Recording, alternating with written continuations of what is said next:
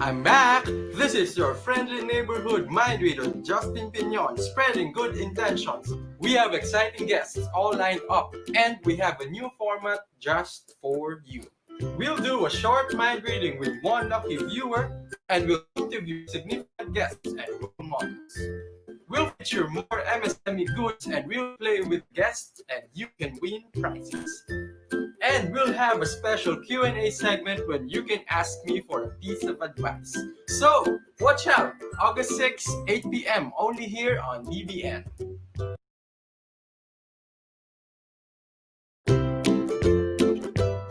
Alright!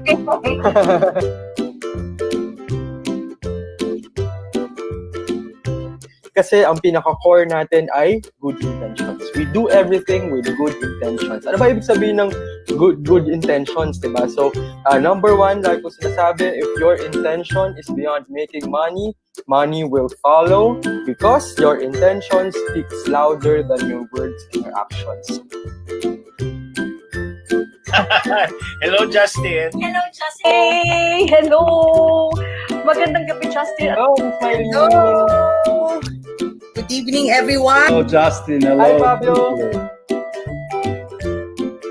What we want, who we are, how do we develop ourselves, how do we change, which is a constant process. It is a road because you never really truly reach the final goal, and that's the fun of it. It's really important talaga, that sense of trust that you have established with people. Now is really the time for us to innovate and to look at the possibilities and the opportunities. Although madaming pagsubok, we just, what do? We just look at the silver lining, ika nga, diba? Nakafocus ka sa purpose, where your happiness, the joy that you derive from doing what you love, parang constant. Kasi whatever you are getting right now, whatever took you there, is what you are inside it. Sometimes because the best and most interesting things are in the most difficult places.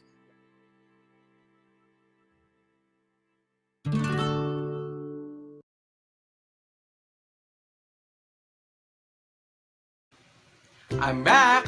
This is your friendly neighborhood mind reader, Justin Pignon, spreading good intentions. We have exciting guests all lined up, and we have a new format just for you. We'll do a short mind reading with one lucky viewer, and we'll interview significant guests and role models. We'll feature more MSME goods, and we'll play with the guests, and you can win prizes. And we'll have a special Q&A segment when you can ask me for a piece of advice. So, watch out! August 6, 8 p.m. only here on BBN.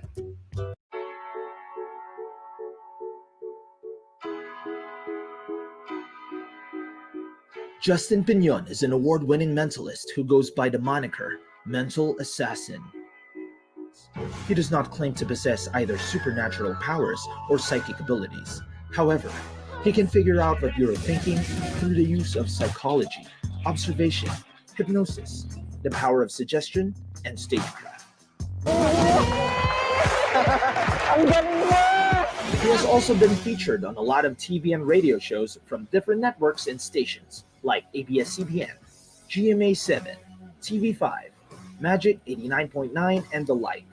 GMA also produced a TV special called Mentalismo, where they featured Justin's skills as a mentalist and followed his everyday life. Now, he headlines in shows all around the country in different bars, restaurants, and events. Yeah, Thank you. you are the mentalist to beat. Natunaw!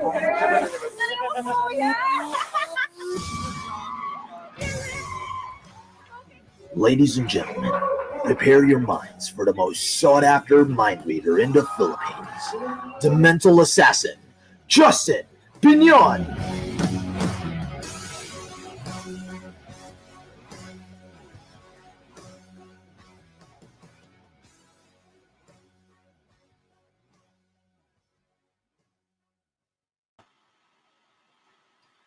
Hello, everybody, and welcome back to Beyond Mind Reading. This is Justin Pignon, your host, and nandito pa rin po tayo sa Bounce Back Network. Kamusta kayo ngayong week na ito? Dahil ako may kikwento ako sa inyo. Marami tayong kwento for sure na nangyari in the past few days, in the past week, di ba? But before that, meron tayong special guest also for tonight. So, abangan natin yan dahil exciting din ang mapag-uusapan natin ngayong gabi. Pero, yan, shoutout na tayo. Shoutout na tayo sa mga bagong dating. Shoutout na tayo sa mga nandito. So, if you are watching this live, say hi and also please feel free to share this live sa mga sarili ninyong Facebook pages para mas maraming makapanood. And if you haven't yet, please like the page of Bounce Back Network, like the YouTube page of Bounce Back Network, YouTube channel of Bounce Back Network, and of course, pa-like na rin ang page ko mismo dahil live din tayo simultaneously doon sa page ko mismo, which is Justin Pinion, the Mental Assassin. And if i-subscribe na rin po kayo sa YouTube channel ko. And, shout out kay JR Crispino. Hello! And welcome to the live. Kamusta ka? Yan. Kamusta kayo this past week? Grabe yung nangyari sa atin na last week, no? Halos lahat naapektuhan nung nangyaring bagyo, nung Ulysses, Raquel Abella. Hello, great day po watching from Kuwait. Welcome to the live. Hello, yan. So, grabe, no? Kamusta kayo nun? Ano nangyari sa inyo nun? Ano yung mga na-experience nyo noon? And ako, taga Marikina ako, so alam nyo kung gaano ka tindi ang nangyari dito sa Marikina. Nakakatakot talaga yung bagyo, yung hangin. But fortunately, salamat sa Diyos, we are safe.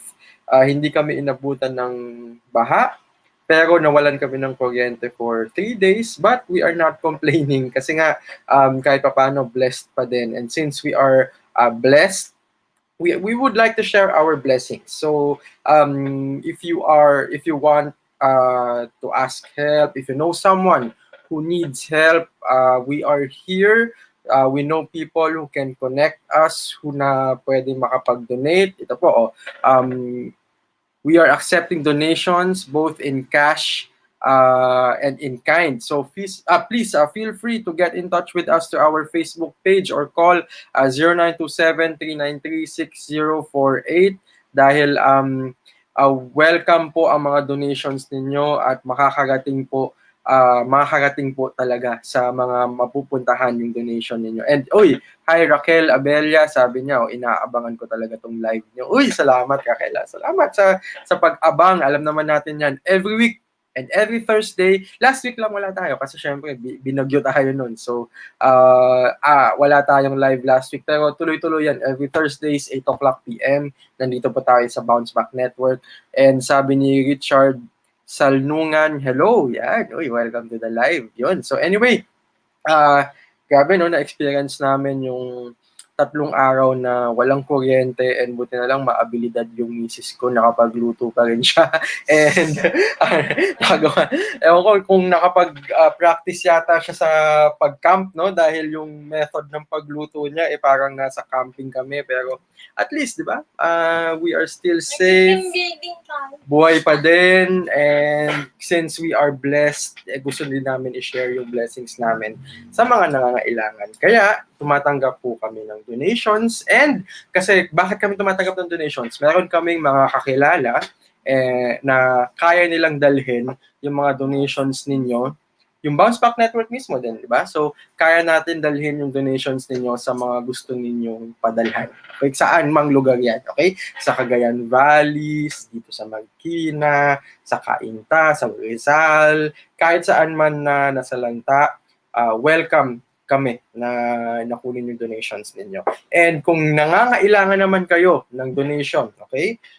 Sabihan nyo lang po kami dahil pwede din namin kayo i-connect sa mga gustong magbigay, okay? So, nabasa ko po, ang prefer po ng mga tao is pagkain, cash, kind, tubig, groceries, diaper, toiletries, pero yung mga damit, parang napansin ko, hindi nila masyado tinatanggap kasi nga, because siguro COVID protocol daw na kasi syempre lalo kung second hand yung damit na baka hindi nila tanggapin yon. So, baka masayang lang din yung pinadala natin. Kasi nga, meron tayong COVID protocol na lalo kapag second hand, mas prefer nila brand new. Lalo yung mga briefs, panties, underwears, yan. So, and shout out pala kay Kent Oliver na nakasalubong ko sa SM Masinag. Bumibili siya ng mga brand new underwears para ipamigay sa mga nasalanta. Okay? So, uy, si Baroroy,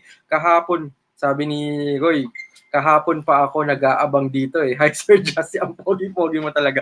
Nako, si Baroroy Gaming. Yung rough estimate ng families na nasa mga shelter sa Rizal, 800. Ayun, 800 individuals. Okay, so yung naka-shelter daw, rough average yung naka-shelter sa Rizal ay ilan? 800?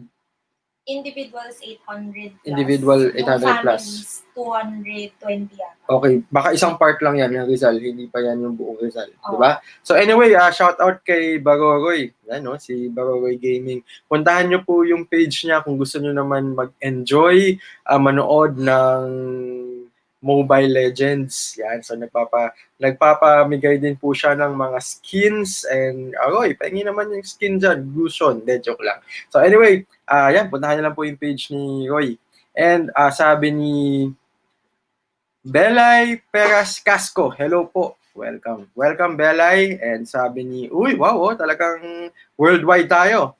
She is watching from Taiwan. Diba? Kamusta dyan sa Taiwan? Kamusta kayo dyan? Yan. So, yung mga friends natin galing Rizal, kamusta naman kayo? I hope you are doing fine. And kung kailangan nyo po ng tulong, PM nyo lang po kami dahil we are more than welcome to help you. Happy po kami na tulungan kayo. Okay? So, uy, hello. Si Boom Buhay nanonood sa atin. Kamusta ka, Boom? Enjoy the live. And yan, so hintayin lang natin yung guest natin dahil nandito na siya. Napaka-special nitong guest natin dahil ano ba yung matututunan natin sa kanya. Okay? Yung guest natin ay registered psychologist. Okay? So he is also a mental health first responder. Ano ibig sabihin nun? Ibig sabihin nun, pinupuntahan din nila yung mga nasalanta, yung mga may problema, expertise niya yon. Okay, expertise niya. Kaya since nasalanta tayo ng bagyo ngayon, tatanong tayo ng mga advice sa kanya kung ano ba tamang mindset natin, kung ano ba yung tamang nating gawin para magtuloy-tuloy tayo sa buhay natin, di ba? Yung lalo yung mental health natin, di ba? So he has his own company, ang pangalan ng company niya ay Inner Peace PH. We'll know more about that later. Okay. Sabi ni Boom Buhay, hi po from Santa Rosa City. Diba? Si Santa Mr. Rosa. Buhay ay very talented. Si Boom ay talented na comedian yan. Okay. So ilang beses na namin siya nakakasama sa mga shows and ang comedy nila ay point of view stand-up. Okay, so napakasarap napakasaya panoorin ng mga shows nila, lalo na si Rene Cruz Jr. Yan, abangan ninyo, may project tayo with Rene soon, di ba? Yan, so baka makasama din si Boom doon, di ba? Si Mr. Boom is behind Brain Fart. Yes, oo. So, si Mr. Boom ay behind Brain Fart PH. So, viral posts yung mga ginagawa niya. Okay. So, sabi ni Danny Libun. Hi, good evening po. Watching from Pasig. From Pasig. Kamusta po kayo dyan sa Pasig? I hope you are okay. I hope you are all fine. Nandito na yung guest natin. Sobrang excited na ako na ma-interview siya. And hi din tayo kay Miss Winter. Start na ng winter sa Taiwan. Wow! Pahingi naman ng lamig. Pahingi naman ng lamig from Taiwan dahil ngayon medyo umiinit na. But it's okay. Kaysa bagyuhin tayo, 'di ba? Alam mo pakialam sa init. Wag lang tayo masalanta ulit dahil iba ang effect talaga niya. Anyway, hindi ko napapatagalin pa. I would like to introduce our guest now because he is a registered psychologist and ito bigyan ko lang kayo ng background na nakilala namin to ni Trista sa Cebu. Okay? So he is from Cebu. Okay? Nung nakilala namin siya, sila yung nag-organize ng talk namin in Cebu. Ngayon, habang nag-organize sila, parang binababa nila yung expectation namin. Pinapakita nila na, naku, baka konting dumating, ganun. Nung talk mismo, Libo-libo. dinumog yung talk namin, ang daming pumunta, nagulat ako, and they are so really good, and nagka-jive kami nitong mga taong to because we have the same interest, and they are all, and passion, they are also for good intentions, kaya isa yan sa mga mindset natin, isa yan sa mga mantra natin, good intentions. So for me, they're one of the best, okay, in Cebu, lalo na to si Chen, mamaya makikilala natin siya. So he is a registered psychologist, okay? So if you need help mentally, you can talk to him. He is a mental health first responder. Yan, ibig sabihin nun, expertise na rin is, kunyari, may nasalanta ka or meron kang mga problem, he is there for you. Okay? Yung mga mabilisang solution, kaya na yan ipakita sa'yo. And also, he has a company called Peace.ph. So, ladies and gentlemen, let's give a big warm of applause to our guest tonight, Mr. Chen.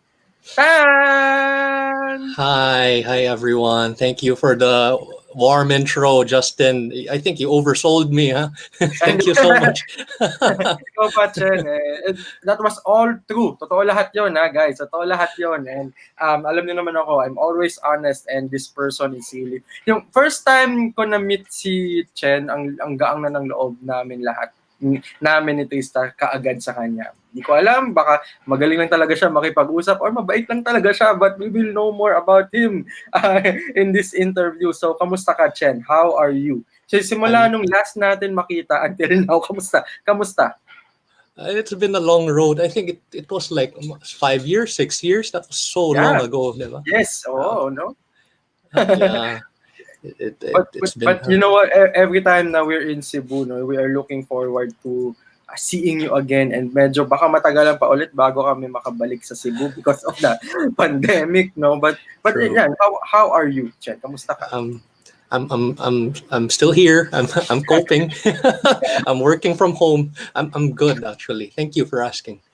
So, kamusta yung since you said na you are working from home. Kamusta yung work from home as a psychologist, as a practitioner of our health sa mind? So, paano mo ginagawa yun ngayon? I guess it's really a mixed experience kasi I mean I can talk to my clients online, no, and from the comfort of my home, and I don't have to go through traffic. Pero yes,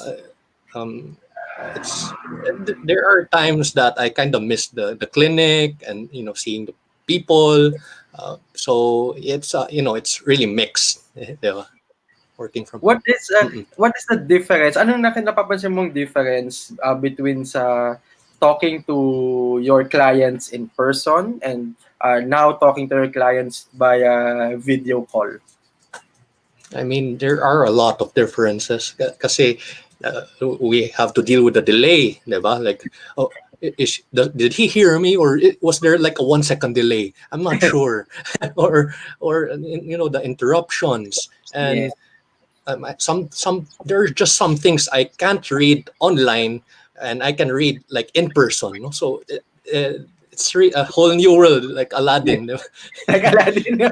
And I'm sure, diba, sobrang, yung nabanggit mo nga, you mentioned the delay, and it is important for you talaga to observe also the physiology and what they are saying, diba? So, kaya kailangan nakatutok ka talaga, and maybe one of the, yung struggle din siguro is yung nakikita natin na face lang siguro, or maybe hanggang kalahati lang. So, you will rely talaga sa facial expressions and what they are really saying, no? True. Yeah. So before we move further sa mga nangyari sa iyo ngayon, I want to rewind lang muna. Rewind tayo sa pagkabata mo. Bago mo na discover or in-acquire itong hilig mo or yung passion mo sa psychology, helping people, paano ka nung bata ka? Ano yung mga hobbies mo? Ano yung mga hilig mo? I'm not ashamed to say, I'm an avid gamer, and I've always loved playing video games since I was a child. And I guess I wasn't really a sporty person. I'm one of the nerds. So I mean, I was in chess club, and I wasn't really good at soccer or basketball. So very my hobbies and interests very backdoor, I guess. And yeah, I was a kid who loved math and reading, I guess. So yun just. Yun, nice. So before we continue, I would like to say hi din sa mga bagong dumating. Susans. Hello, Susans, watching from Ahmad, Jordan. No, di ba? So worldwide talaga tayo ngayon, di ba? Meron from Taiwan, meron from Jordan, and meron, sabi ni Ann Sia, ay. Yun, so daming nanonood sa atin ngayong gabi, Chen. And paano nag-umpisa yung passion mo with helping people and in mental health? Paano nag-umpisa yung lahat? You're asking how I found that passion of mine, how I got to that. Actually, when I was in college, I was so lost, and I thought, hey, I love math, and my family has a business, so maybe I should go to an engineering course. And I went there, and I felt so empty and just so lost. I couldn't relate with all of the courses, and I caught myself staring emptily in space, every class time. So I was reading books on personality, learning about people, and I guess I found my calling there. And I realized I love to listen to people's problems. I mean, some people called me an emotional toilet. No, that's really not a good term to have. Pero I loved helping people, and I guess this passion for learning about people and helping them led me to the mental health field and to my calling right now. Nice, no? So, para sa mga nanonood ngayon, how important is being aware sa sarili mong mental health? Gaano siya ka-importante na dapat malaman natin yun? So, you're asking how important it is to really be aware of your mental health. I think it's really, really important. And I wish I had known how I was in the past, because I think I was in a lot of ways, needing support, mental health support, and I just didn't realize it. So right now I'm acutely aware because I'm in the profession, and I think people neglect it a lot. I mean, mental health and mental hygiene mental health is actually our state of well-being. How happy we are, how free we are from depression, and it's surprising how many symptoms there are for depression. And I guess if we left to our own devices, if we don't do anything for ourselves, I think our mental health can go down, especially nowadays. So that's where mental hygiene comes in, kind of like brushing your teeth, because your teeth will get really dirty if you don't do anything, diba? In the same way, if you don't do anything with your mental health, then syempre, bad things may happen. No? You might get burnout from work. You might get sleepless nights. You might get really sad for weeks and weeks. No, and we don't want that. So to answer your question, very, very important. And you, since you said about, you mentioned mental hygiene, no? So is there any exercises that we can do or we can practice para maayos namin yung mental hygiene namin? I see. Siguro, aside from the obvious, that you have a consultation, especially if you are really feeling down for a long period of time, there are simple exercises from positive psychology, where you really focus on positive emotions and let it balance the negative in your life, such as, and I think this is the topic we have now, looking for things to be grateful for, finding gratitude despite the difficulties, and so many others. I can enumerate so many, actually. So Chen, since na-mention mo na yung theme natin, which is finding gratitude amidst uncertainty, how can we find, in your own point of view, in your own words, how can we find gratitude amidst uncertainty? I mean, I guess when we ask this question, how can I find gratitude in the uncertainty? There's actually this assumption that it's very hard or even impossible to find good things in this crisis. But I think it's not really impossible. It's necessary. It's not a luxury. We need it because if we don't find any good things in this crisis, well, our perspective is really clouded with all the negative, no? And we're not really motivated to really push forward. We don't have that perspective of positivity. So I think it's necessary, and we can do that by really looking back on. Actually, this is one strategy I want to promote, and I'm doing this shamelessly. It's okay, go. So you compare yourself with people who have it worse. So, oh, this person doesn't have a home. How sad. Oh, this person is dying from the typhoon. Really sad. And when you compare and you see that someone has it worse than you think to yourself, that actually means I have some blessings in my life right now. There are some good things because I'm not this person and I have this going on for me. So this is something that I can be grateful for. And with this enhanced perspective, hopefully it will somehow balance my negative thoughts of thinking, my life is crap right now. There's nothing good happening. Kasi that is proof that there is something good. So compare yourself in that sense, no? And be aware of your positive relationships, that the people who are still rooting for you, genuinely rooting for you, no? I mean, syempre, you're not friendless, you're not loveless, even if you don't have a love life, no? Maybe there are people who like you despite everything. So many ways. And also, if you, after comparing yourself na sa iba na you have something better, ganun, also, it will also parang motivate you to help them na, di ba, para ma-uplift din natin sila na mga nakikita natin na nangangailangan ng help natin. And one thing I realized, since na-mention mo kanina, one thing I realized during the pandemic, tama ka minsan, necessary din yung nangyayari sa atin na bad things for us to realize what we have.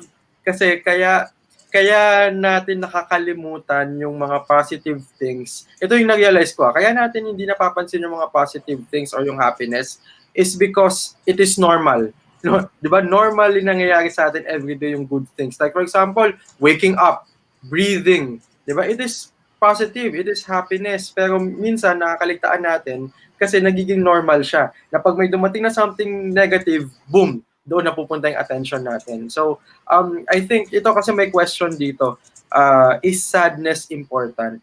What do you think, Chen? Is sadness important din ba in our lives?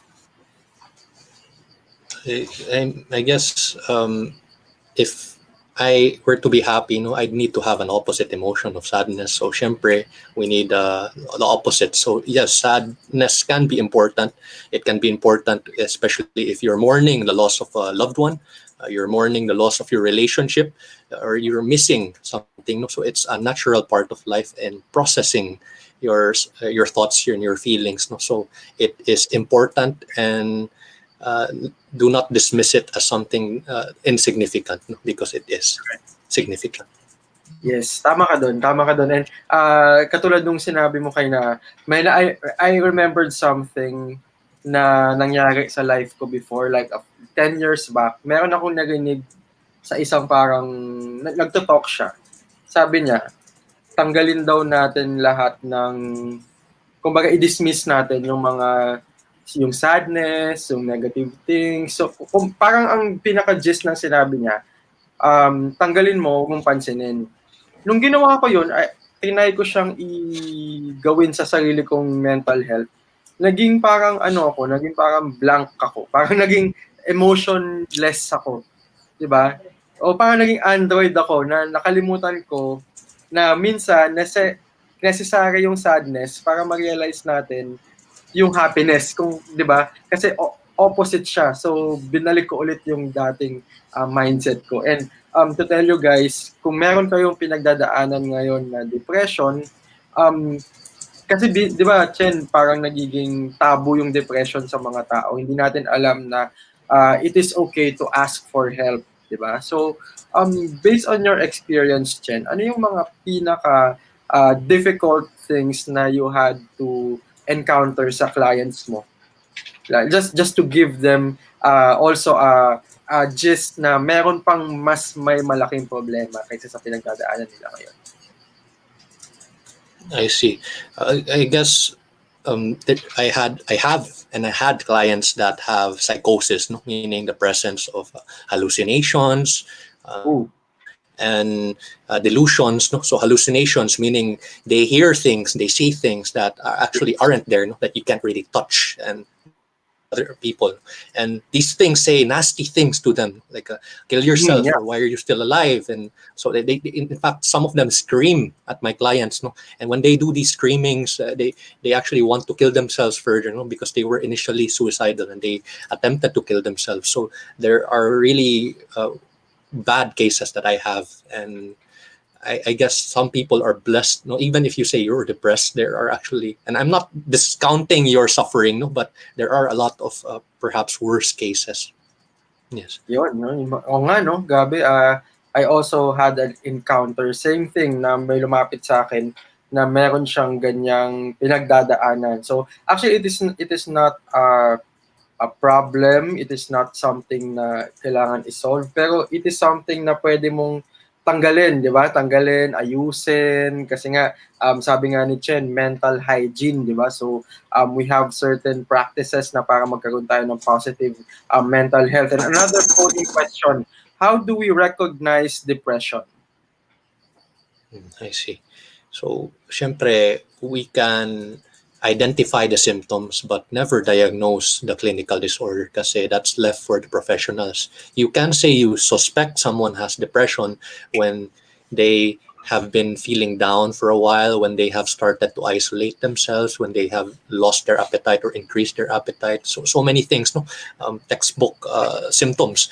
They think about dying. This is actually a really critical symptom. They want to die. They think that life is meaningless. So there are so many things. Blaming yourself, always blaming yourself and finding mistakes from your deeds. No? So you can actually Google that the depression symptoms and you'll find these things. So I want to caution everyone that there are many times that you don't find these things in people even when they're experiencing it. So it's always good to check in with people. How have you been really? Or some people go as far as saying, hey, I know you've been weird lately, but have you been thinking about dying? So some really ask that question directly, and there's no shame actually, if you have a relationship. And well, it helps. No? There's really no shame in these things, and it helps. Yes, so and always this is a reminder na to seek professional help, di ba? Like katulad nila Chen, hanap kayo ng mga yung mga tama si Teresa, don't self-diagnose na ito yung nararamdaman ko, ito ako. So importante na we seek help kasi alam mo Chen, lahat ng sinabi mo kanina na check, nagkaroon ako ng ganung mga dati in the past, nagkaroon ako ng mga ganong symptoms in the past, and ako what I did was I seek help. Naghanap ako ng makakatulong sa akin na professional na alam na and now I'm okay. Alam ko na yung kung anong gagawin ko, alam ko na kung ano yung from time to time, 'di ba? Minsan hindi natin maiiwasan nagre-recur siya, but now I know na I have to seek help. I just talk with people na professional tulad nga ni Chen, di ba? So, and I'm sure, Gabi, bigla na lang pumasok sa isip ko, Chen, siguro nami-miss mo na rin mag-team building. Kasi, no? Yes. Ako na-miss na rin namin mag-conduct ng mga team building. And speaking of team building, Chen, one of the best na pwede ninyong kunin sa Cebu. So, if you are in Cebu, or kunyari nasa Manila kayo and you're thinking of venue in Cebu in the future for your people, for your team, hanapin nyo lang to si Chen Tan, di ba? So, also, Chen, Can you please tell us more about Inner Peace PH? Yan. What is Inner Peace PH? It's actually my own private practice, no? And it started around last year, actually last year, and it's primarily composed of me and some partners that I found in Cebu. So it's pretty small, and we're really dedicated mostly in the psychotherapy domain, meaning to say that if you have depression, anxiety, and mental health problems, you go to us. We give you a consultation, we give you tests, and we give you professional perspective on what you're experiencing. Other services we have are webinars, so we can help companies. So we can inform you regarding mental health practices and concerns, and even we do assessments for annulments and such. So our services are very varied. Thank you Yes. for yeah. Grabe, no? And ang ganda rin ng name ng company mo, Inner Peace. Kasi di ba, yun yung hinahanap natin talaga, no? Inner Peace, di ba? So, my next question to you, how do we find inner peace? Oh, that's a loaded question. Thank you. I mean, I think there's no one way to really do that kasi our concerns, our struggles in life are really varied, and some people seek it through, let's say, exercising and physical wellness, whereas others seek it through spirituality, and perhaps even religion. And a lot of people seek professional help. So really, there are so many ways to get to that sort of peace. And I think what really matters is we are aware that perhaps we are not at peace, and we take that road to really get there. We shamelessly say, hey, I'm not at peace, but I want to be. And I'll do everything that I can to get there because I deserve it. So I think that's really the first step.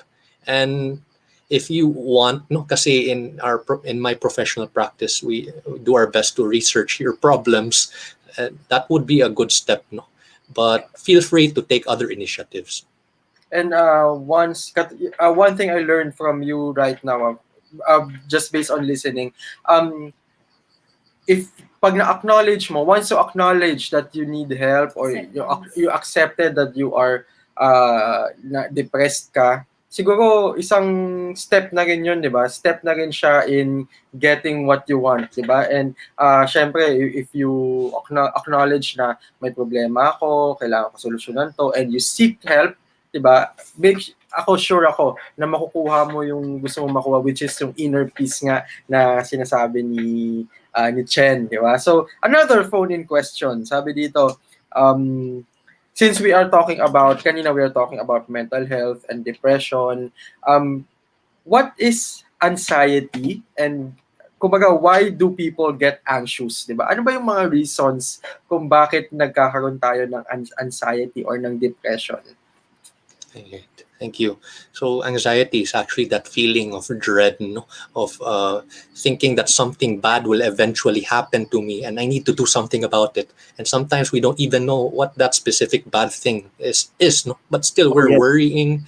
And I guess it manifests through physical symptoms like sweating a lot or palpitating, having our heartbeat really go fast, having stomach aches or skin irritation. So many manifestations, but anxiety is a mental health concern that many people have, and it's really something that's not permanent.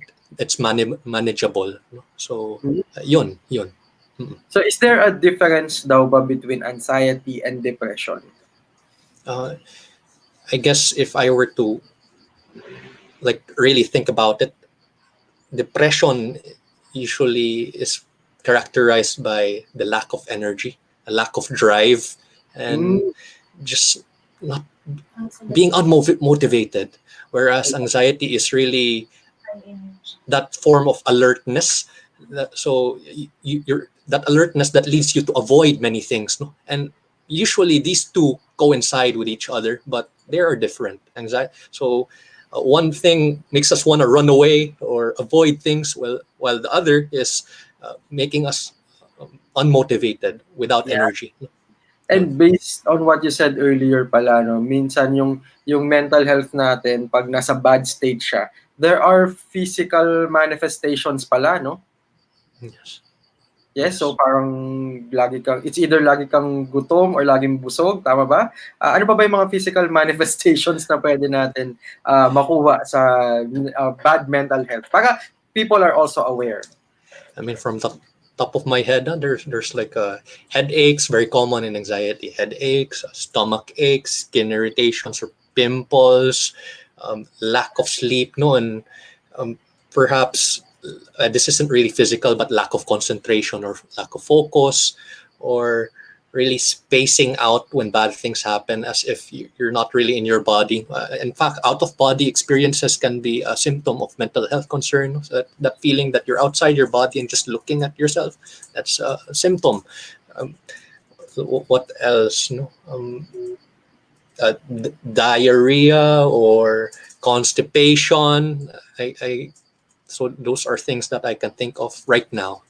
So if you are experiencing those things, it is also okay to check, no, yourself, yung lalo yung mental health mo, na if you are still okay. Maybe you can get a checklist from professionals like Chen to know if kung yung state of mind mo or yung mental health mo is okay ba, 'di ba? So, and the good thing din naman siguro ngayong pandemic is na online na lahat, pwede ng video chat. So kahit nasa Cebu si Chen and nasa ibang lugar ka, you can still contact him, right? And I'm sure he's more than happy to help you kahit nasa ibang lugar ka, ibang bansa ka pa, di ba? Because video na tayo ngayon. And next, ito pala another question. We have lots of questions, interesting kasi yung topic talaga natin, Chen, and I'm sure interested din sila sa'yo dahil alam ko nafe-feel na rin nila, nafe-feel namin na maluwag yung loob namin sa'yo, and I'm sure yung mga viewers natin maluwag na rin yung loob sa'yo. And ito, sabi, what about overthinking? I think this person is asking, ano ba yung ibig sabihin ng if you are overthinking things, anxiety ba siya? Anong ibig sabihin nun? I mean, there's really no clinical term for overthinking. No, this is very layman term. But what I can imagine when you're overthinking is worrying about things that you know you have no control over. So you're worrying that what if this might happen? What if I'll be embarrassed? No, I shouldn't do this. Or what if this project goes wrong? Oh no, what should I do? And you can't really sleep because of it. So I think overthinking is really worrying about things that you know you have no control over, yet you still decide to do it. And perhaps it becomes addictive. So what can you do when you overthink? You acknowledge that you acknowledge if it's something that you can control or you cannot control. If it's something you can control, what are the things you can prepare for that so that feared outcome won't happen? If it's something you cannot control, what are things that might comfort you, that make you feel better about yourself? If you're a spiritual or religious person, if you really believe in something greater that's going to protect you, why not lean on that? Or if you have friends that you can talk to, social support network, why not confide in them and make yourself feel that you're not crazy? So there are many things you can do, even if it's outside your control, even if you're overthinking. The worst thing you can do is really isolate yourself and make yourself feel more ashamed. So that's really bad. Yes, thank you. Right. So we have another viewer here, sabi ni Danny Libun, can I ask a question? Of course, Danny. If you have a question, please feel free to type in here para mabasa natin and matanong natin kay Chen yung tanong mo. And while we are waiting for your question, Danny, ito may isa pa tayo. Kasi we are live in different platforms, kaya may mga iba na tatanong sa YouTube, sa personal page ko, and dito sa Bounce Back Network. So another question is, the pandemic showed us how we are all connected, the importance of health workers and mental health support. So we want to give spotlight to all kinds of healers like you. Ito pala, from Bounce Back Network pala to. This is not a question pala. So kaya natin to sinabi pala kasi kala ko question eh. Kaya natin sinabi kasi, di ba, we would like people to know more about your services kasi nga 'di ba dito pandemic marami na ilan tapos ngayon may bagyo pa na dumating dito sa Manila. And Chen, ano ba ano yung pwede mong ma-advise sa mga people who are struggling lalo na ngayong pandemic? And yung mga ito pala yung gusto ko din, personal question ko sa iyo. Yung mga naka-experience ng COVID na gumaling, I heard na may mga ibang may anxiety pa rin. So, what can you give them na advice para mawala yung anxieties nila and yung depression nila? I see. So you're asking if COVID survivors, you mean, or people Yes, who? yes. All right, I see. Yeah. So people who survive COVID, syempre, that can be a traumatic thing to really have gone through a disease that's possibly fatal. No? It will kill you, and you determine how have you been different after you went through COVID. Do you feel that you've been a resilient person, meaning you still get to laugh and feel good about yourself despite that very worrisome na situation? No? Or do you feel there have been differences in your functioning? Na? Do you feel that you haven't got enough sleep na because of that event, or that you have gotten stigmatized sa community mo, meaning people discriminate you because this person actually had a disease, you shouldn't go near that person. No? So if you feel that you've been feeling off or down lately after COVID, then syempre these are symptoms of mental health concerns, depression, anxiety, and such. No? And it would be good if you focused on that, especially if it's bothering you a lot. So why not seek a consultation or two?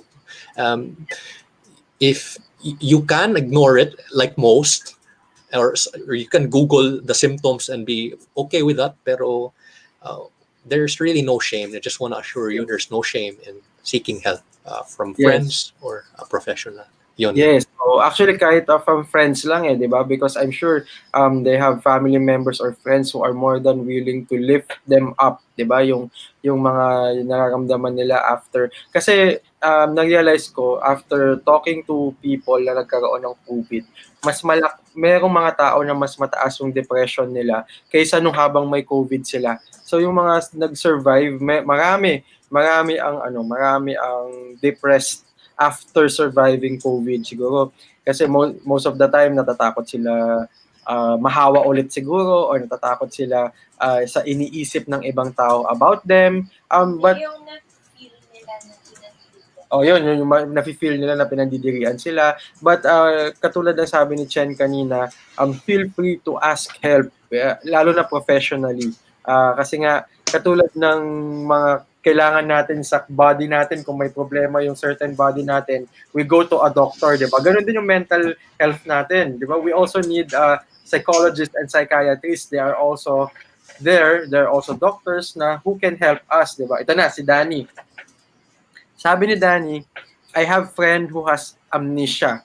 How to regain his memory? Uy, ito medyo malalim to, no, Chen? So, maybe siguro mababaw or common na pwede mong masabi sa amin na tip on how to regain a memory na may taong amnesia.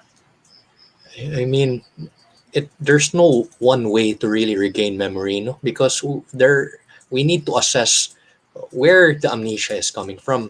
There's psychogenic amnesia, meaning perhaps it came from trauma, no? Kasi when someone is traumatized, when you're dealing with an event that's too overwhelming, sometimes we lose memory of it to protect ourselves kasi we don't want to remember it, no? So that's coming from trauma.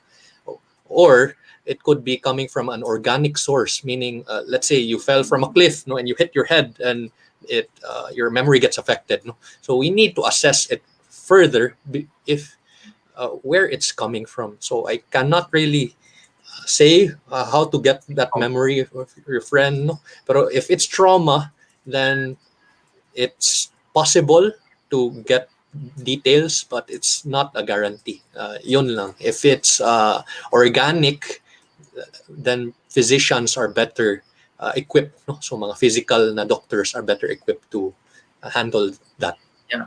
Or maybe a combination siguro of yung physical na doctor and psychologist or psychiatrist din also, no? Para lalong mabalik yung memory niya. So tama, sabi nga ni Chen, there's no one way talaga na malaman kung ano yung cause ng amnesia because there are different ways na pwede mong makuha, di ba? So first talaga is to ask help, seek professional help para malaman kung ano yung naging cause ng amnesia kasi most of the time kaya natin nakakalimutan or nagkakaroon tayo ng amnesia kasi it is our brain's way to protect ourselves siguro, parang defense mechanism siya ng brain natin na makalimutan natin yung mga bagay na yon, di ba? So ayun, sabi ni Gladys Cardillo, pwede daw mag-ask Maria Kabugayan. Ayan.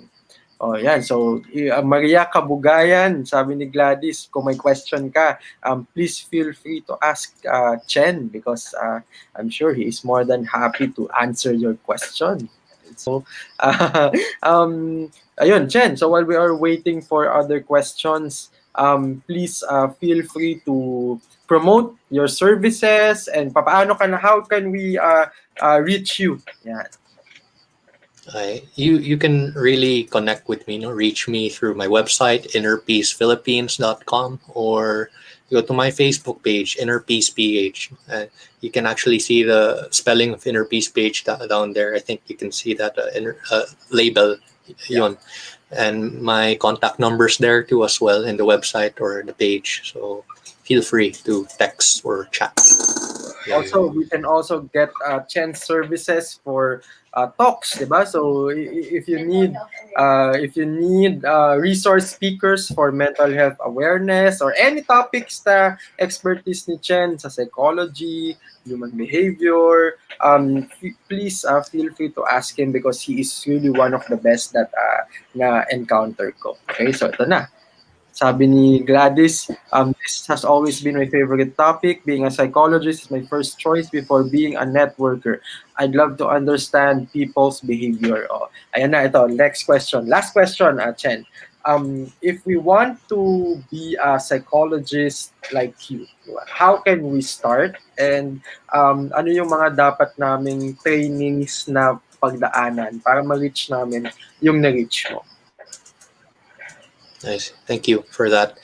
It has been one of my passions and advocacy really to promote the psychology field dito sa Philippines kasi we're only a few right now who are registered. So first of all, you want to take a college course in psychology, whether it's AB, BS, or and all. No? Tapos you want to take a second course, no? Masters, so whether it's an MA or MS in clinical psychology or psychology. Tapos you get a license through a PRC testing. No? So it's really a three-step, three programs after you graduate high school. And it's a really long road. So don't be in a hurry.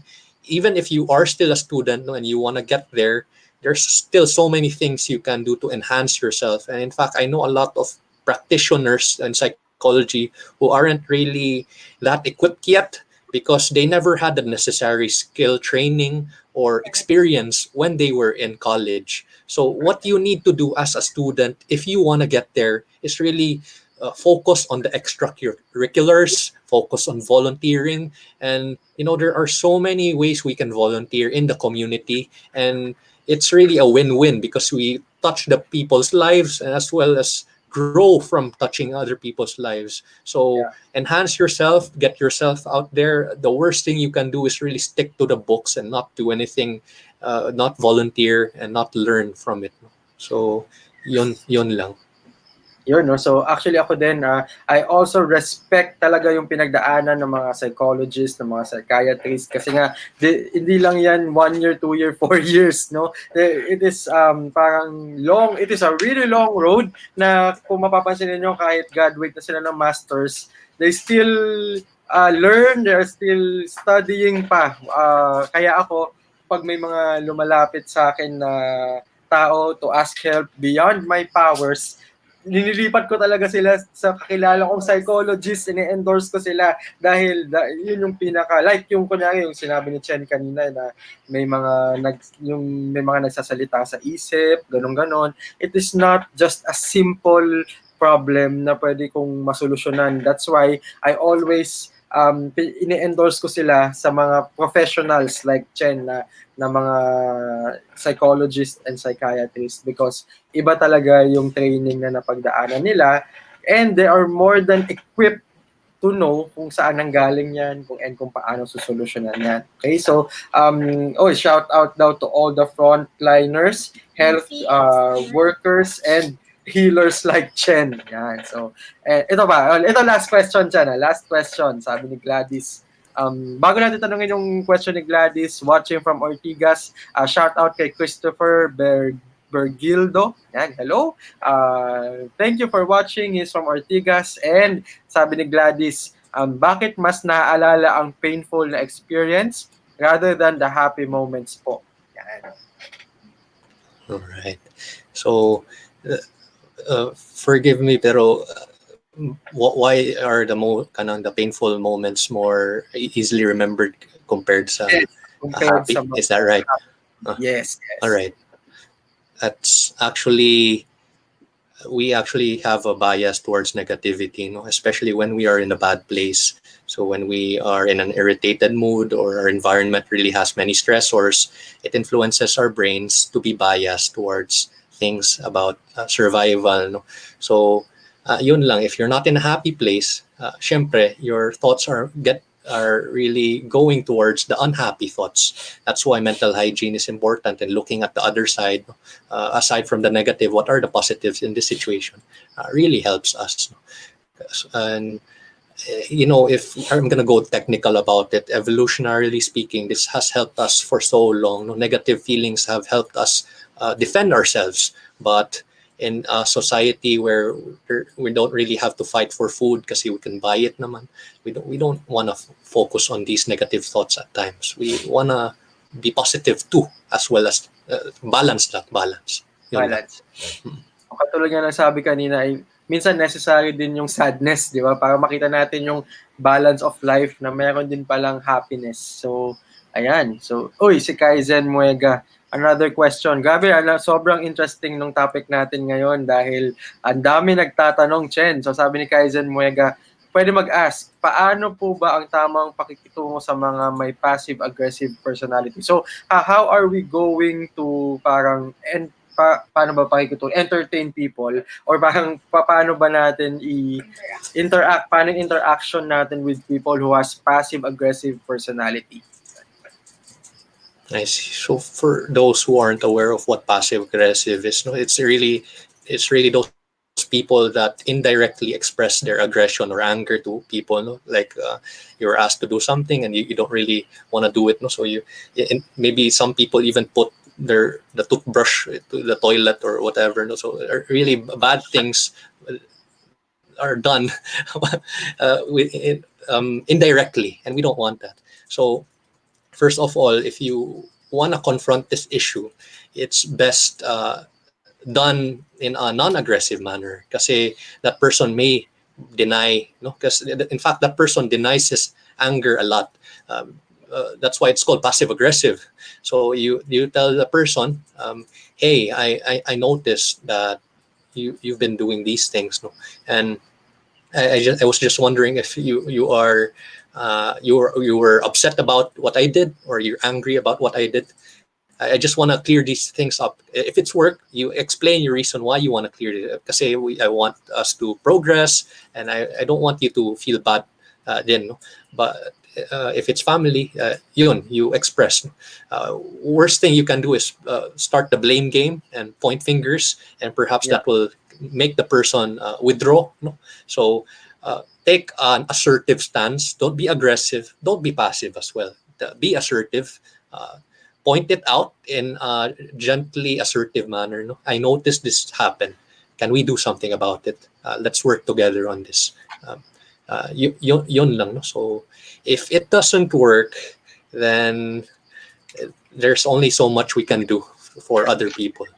at least you tried to communicate. And communication talaga is key, no? Imbis na, kunyari, nagagalit siya, tapos sagutin mo din ng galit, it will not really help, di ba? So communication means parang ask the person kung ano ba, what's the problem, what's making him or her mad, di ba? So para malaman natin kung ano yung pinagdadaanan niya, bakit siya ganun, bakit siya passive aggressive, because words are powerful also, di ba? So sometimes we have to be aware of our words. And sabi ni Gladys Cardillo, I see. Thanks so much po. Thank you daw for answering her question, Chen. And i-replay daw niya ito. And good news is, lahat naman ng episodes natin dito sa Bounce Back Network, it will be here forever and ever. So we will never erase this. So anytime you want to watch again, you may. Yeah? So as long as we are still here, nandito pa rin ang Bounce Back Network, the episodes will be here forever. Yan. And sabi ni Nadine Capidos, nice topic. Diba? So with that, Chen, we would like to thank you for your time. Any final messages sa mga viewers natin before we end the show, Chen, about mental health, and kung may pinagdadaanan man sila ngayong COVID or pinagdaanan sila ng typhoon, what is the best advice or message that you can give them? I guess nothing so specific, no, but really be mindful of how you are, how the people are around you, no, and let's all help each other, help yourself and help others, because we really need better mental health, especially now, no? And there is a health crisis as well as a mental health crisis around the Philippines and the world. So let's do our part to help each other. Yun lang. Thank you. And also, sabi nga ni Danny Libun, sabi niya, thank you for the great advices, and in behalf of all the people watching and all the people in the Philippines, Chen, we would like to thank you for your services, kasi kumbaga mental health workers, frontliners, yung mga nag-deliver, yung lahat ng mga frontliners natin, especially sila Chen, kasama yan sa frontliners. So we would like to thank you for your services. Kasi, and guys, please, kailangan we should be aware na importante yung mental health natin, mental hygiene. So from time to time, it is also important to seek help from these professionals. So Chen, thank you for your service, and thank you for being here. We really appreciate your time. And again, guys, please feel free to add Chen Tan on his Facebook page, add his company, Inner Peace PH. And if you have, siguro Chen, if they have personal questions that would like to ask or seek for your services, they can always PM you, right? Yes. Thank you. Yes. And Chen, naalala ko lang bigla ngayon, every time I see your face, parang na-anchor na yung kantang, anong kanta yan? Yung kanta sa Mulawin. Oo. Naalala mo, do you remember that song? I think I do. Yes. Yun. So anyway, Chen, thank you very much. And sabi ni Susan Ramos, thank you so much. God bless and take care. And with that, Chen, thank you for your time. Yes, regards to our friends there. Thank you, Justin. There. And hope to chat with you again, kahit through Zoom lang, to catch up. And thank you, Chen. Yan. Goodbye. Ayun, guys. So that was Chen Tan. And I'm sure marami kayong natutunan ngayong gabi. And thank you very much again, Chen, for your time. Ang ganda ng discussion natin, di ba? Ang ganda ng discussion natin this evening. Daming nagtanong, maraming interested. And kung gusto nyo pa ng part 2, sabihin nyo lang and ibabalik natin ulit si Chen dito. And please, abangan ninyo yung episode natin next week. But before we end the show, I would like to thank you for watching. Gusto ko na rin magpasalamat sa mga nag-express ng nag-express ng mga feelings, nag-express ng mga tulong nila, nagbigay ng mga tulong nila sa mga nangangailangan ngayong pandemic, and sa mga nagbigay ng concern din sa amin.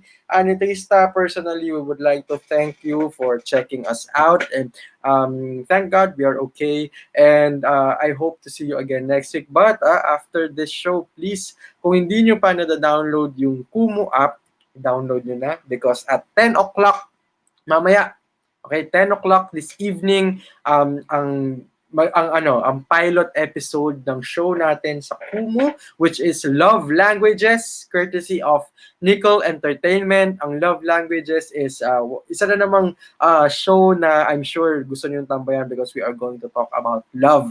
Yan. So if you have love problems, if you are looking for love, if you are looking the meaning of love, that is the right show for you. Okay, so mag-guest din tayo ng mga tao na experts sa love, mga tao may pinagdadaanan sa love na gusto niya ng solusyon. Ibigyan natin ng solusyon yan. Yan, para magiging love doctor tayo for a night, di ba? So every Thursdays na ganyan, after Bounce Back Network. So after the show natin at 10 p.m., we are live sa Kumu app. So please download Kumu app so you can watch Love Languages sa channel ng Nickel Entertainment. Ang Nickel Entertainment ay binubuo ng team ni Direk Cathy Garcia Molina, and meron din po silang ibang shows na naka-live din yata ngayon, and please check it out after our show. So magpapahinga lang ako ng konti. 10 o'clock, I'll be back live sa Nickel Entertainment, sa Kumu app. So please, kung may time kayo, i-download din na yung Kumu app, mag-register na kayo doon, maggawa na kayo ng account para mapanood nyo yung show ko. And of course, share the stream, share the Kumu app, share the live. And with that, I would like to thank you all for watching today's episode. And sa Sabado pala, sa Sabado, another announcement. Sa Sabado, lalaban ako sa Talentadong Pinoy. So, sana mapanood nyo rin yung gagawin kong act doon. Sana masuportahan ninyo ako. And yes, Nadine, mamaya na yung mamaya na yung show sa Kumu. So, sana nakapag-download na kayo ng Kumu app para mapanood nyo. Okay, so pagka-download ng Kumu app, mag-follow na kayo sa Nickel Entertainment. Okay, para mapanood nyo yung mga ibang shows nila, para ma-notify din kayo kung naka-online na ako. Okay? Lahat ng sisend nilang stickers sa... Ayun, another announcement pala. Ito, another announcement, yung magiging, yung sa show natin, sa Kumu, okay, yung Love Languages. Lahat ng kikitain natin doon, mapupunta sa Cagayan Valley at sa mga ibang nangangailangan. So, lahat po ng kikitain. So, usually sa Kumu kasi may kumikita yan sa mga binibigay ng mga gifts na for example, mga diamonds, stickers, whatever, na nako-convert siya into cash. Now, i-convert namin siya into cash, pero we are going to donate it sa mga nangangailangan sa Cagayan Valley. 100%. Okay, and we are going to do that for a month, maybe more than a month, pero ngayon syempre yung target namin 1 month muna, pero kapag after a month may mga nangangailangan pa, itutuloy-tuloy natin yan. So ito.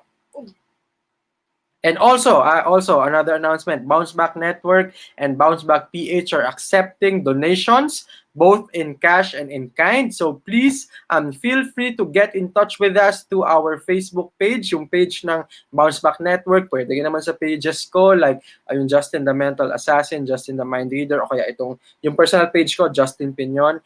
PM nyo lang kami, or you can call or text us at 0927 393-6048, and we are very transparent kung saan mapupunta yung donations ninyo. I-report namin sa inyo para sure kayo na nakarating sa gusto ninyong maparating yung i-donate ninyo. And with that, I would like to thank you all for watching, for listening. Once again, this is Justin Pinyon. See you again next